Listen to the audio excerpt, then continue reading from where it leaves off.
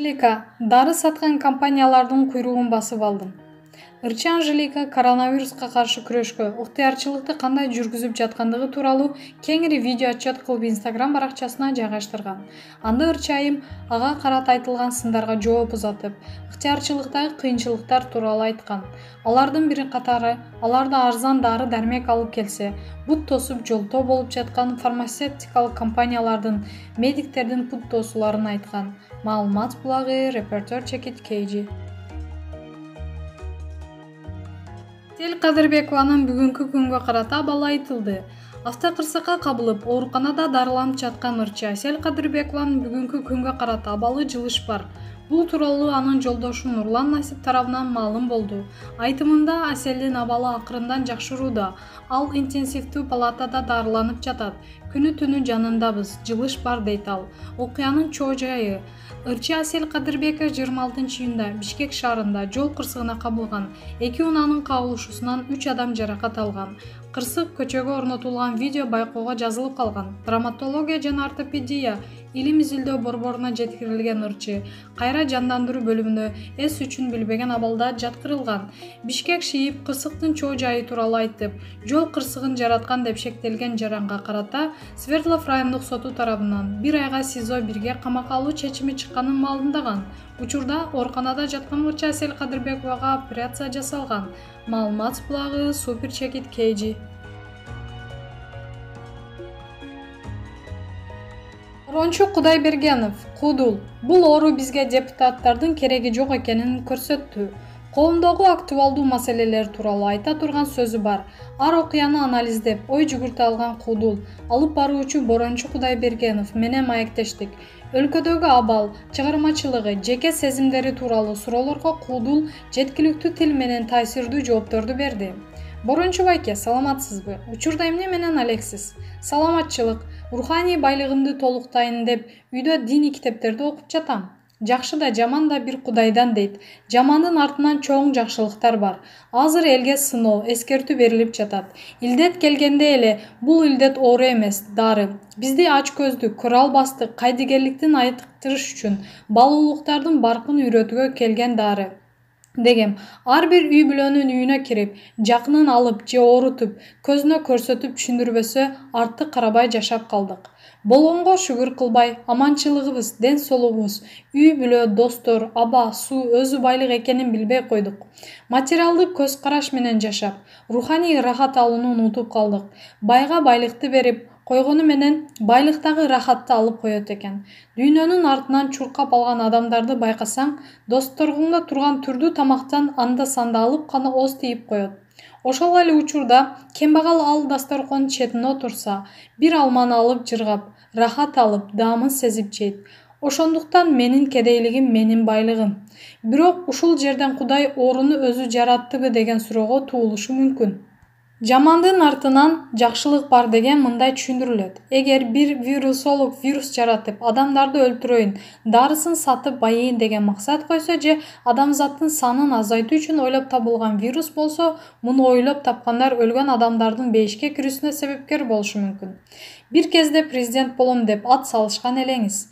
Ошондо президент болсоңуз, азыр эмне кылмак элеңиз? Эмне кыларымды айтсам, азыркы президенттин маанайы түшүп калбасын күлүп.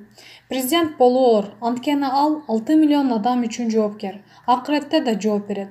Бизде мындай экен, президенттин тегерегинде жүргөн адамдар өз ишин жоготпош үчүн келген президентти элдин жашоосуна бөлүп, баары жакшы жашап жатышат.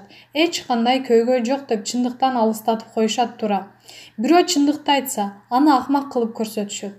Президенттин чөйрөсүндө колунда барлар жүргөндүктөн эл да ошондой жашап жаткандай сезиле берет. Жөнөкөй адамдардын жашоосун түшүнүш кыйын болуп калат.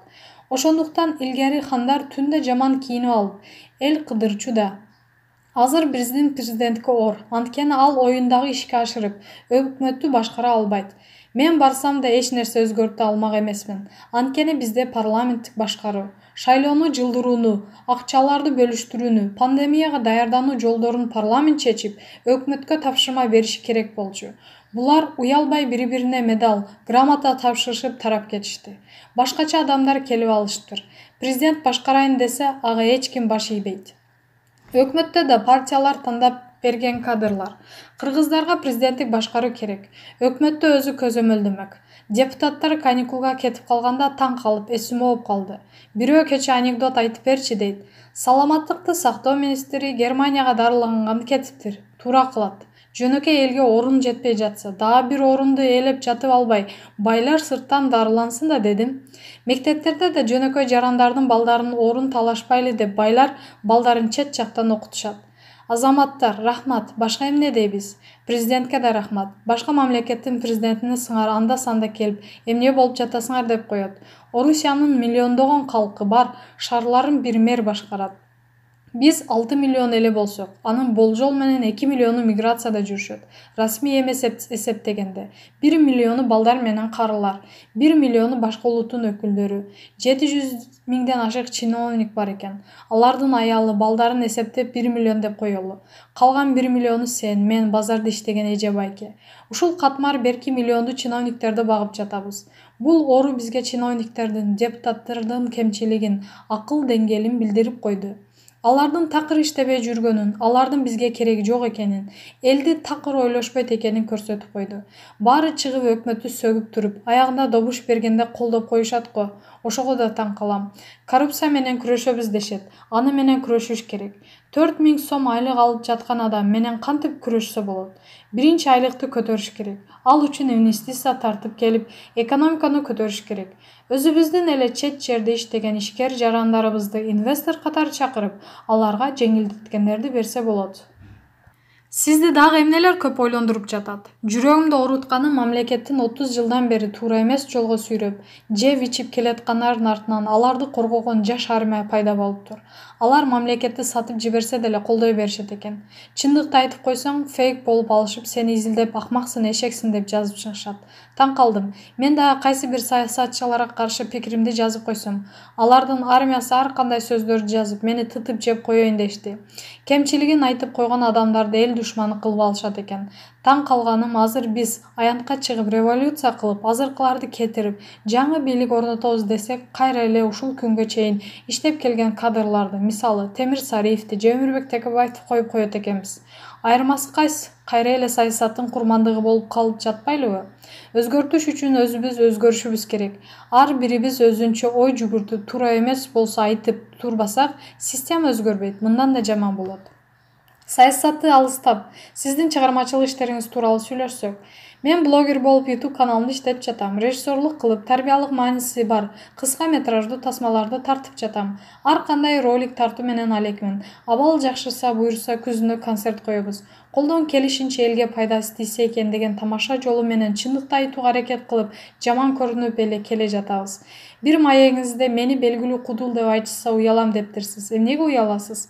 Адам табиятынан кудул болот го. Менде андай сапат жок. Мен тескерисинче ой жүгүрткөн, көп уккан, анализ жүгүргөн адаммын. Жашоодо олуттумун. Кудул десең ыңгайсыз боло берем. Меники жөн гана иш. Колумдогу көйгөйдү тамаша менен айтайын деп изденем. Бир жагынан ата-энем тамашакөй болушкан. Апабыз жамактап, күлдүрүп сүйлөгөн киши болчу. Анын үстүнө саяк уруусунун табиятында какшыктап, мыскылдап сүйлөө сапаты бар. Ушул канымдагы сапаттар менен эмгегим кошулуп кудул болуп жүрсөм керек. Биздин гезитке балалыгыңыз тууралуу айтып бергенсиз. Ошол маектен сиздин өз ата-энеңизге таарынычыңыз бар экени билинет. Бул таарынычтан арыла алдыңызбы? Ооба, бала кезде мени атамдын агасынын аялына берип койгону үчүн, кийин өз үйүмө келгенде башка балдарына кылгандай мамиле кылбаганын таарынчумун. Чоңойгондо ата-эненин баланын жашоого келишине себепкер болгонунун өзү чоң мааниге ээ экенин түшүндүм.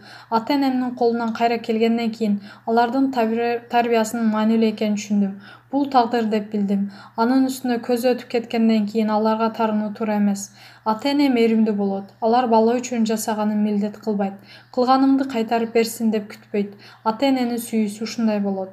Алардын мени башкаларга берип койгону келечегиме чоң таасирин тийгизди. Ошол себептен ой жүгүртө алгам, сезимтал болуп чоңойгон чыгармын. Эрке бала болуп чоңойсом, балким баары башкача болмок. Маегиңизге рахмат, ишиңизге ийгилик. Маалымат булагы Супер Чекит KG.